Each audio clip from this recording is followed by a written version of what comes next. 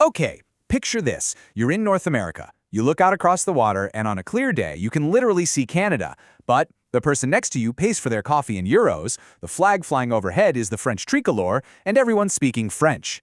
And I'm not making this up. This is a real place. The islands of Saint Pierre and Miquelon, the very last little piece of France's once massive empire in North America. And we're not just talking about superficial stuff. The differences go deep. I mean, you're physically just off the coast of Newfoundland, but everything, and I mean everything, tells you you're in a little corner of Europe. From the shopkeeper greeting you with bonjour, to that moment of confusion when you realize your North American phone charger won't work in their 220-volt outlets. It's a total cultural transplant. So this brings us to the big question, right? How on earth did France lose an entire continent, but somehow manage to hang on to these two tiny, fog-drenched islands? And maybe even more puzzling, why do about 6,000 French citizens still choose to call this place home? To figure that out, we first have to understand the where. Because honestly, the story of these islands is written right into the landscape.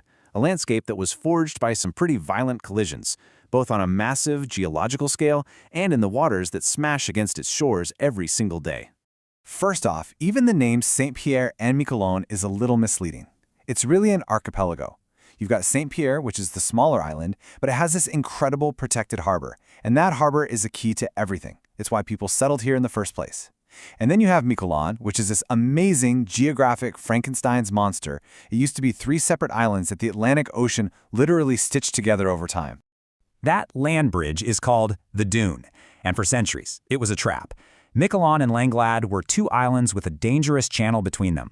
Slowly, relentlessly, ocean currents just kept piling sand into that channel until it created this permanent land bridge. But in the process, the very waters that ships used to navigate became a maze of shifting sandbars, turning the area into a literal ship graveyard.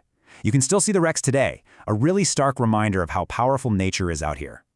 Now, if you think land building itself is dramatic, check out the other major collision that's happening here every second of every day.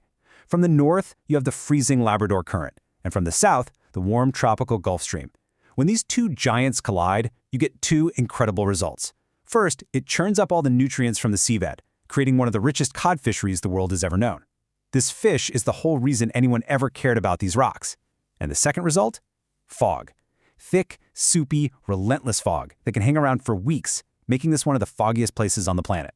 So let's be clear, this is not an easy place to live. The winds are so constant and so fierce that the trees don't grow straight up. They're stunted and twisted into what the locals call crooked wood.